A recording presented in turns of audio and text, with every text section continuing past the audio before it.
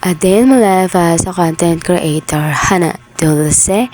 Hello mga kaatling ko. So for today's video nga po pala dyan ay maaga akong nagising. At ayun, pagising ko nga po pala ay bumili ng kapatid ko ng isda na aking lulutuin. O diba magaling? Para at least man lang doon may participation tayo. O saan kayo dyan? At yan pagkatapos nga po pala dyan ay kinuha ko ng kutsilyo. At sobrang tigas nga po pala ng isda. Hindi ko alam kung ano yung may problema.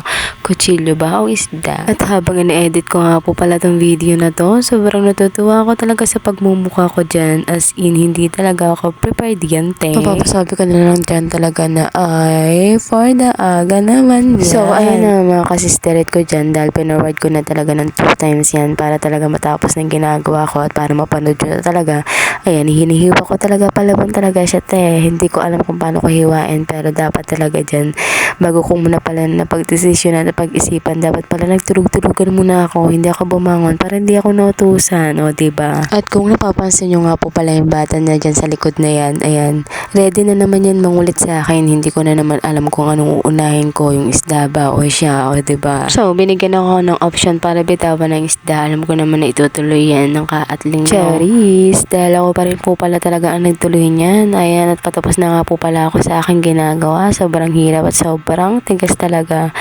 Nagpe-prepare ka pala ng isda, hindi mo na alam kung anong gagawin, pero ayan o, palaban talaga yung isda na yan mga te. So ayun nga po pala, sa hinahaba-haba ng paghihiwa ko dyan talagang sa hugasan din naman natuloy. At ayan nga po, pagkatapos ko pong gawin yan ay gumayat-gayat na po pala ako dyan ng kamatis na ipangsasangkap po sa ating sinigang na isda. So ayun nga po pala, dahil nga po pala nag-isda kami ngayon, dahil sobrang umay na po pala kami ng mga nakaraang araw, di ba nga po ay napagdiwang po natin ang Pasko at ang bagong taon.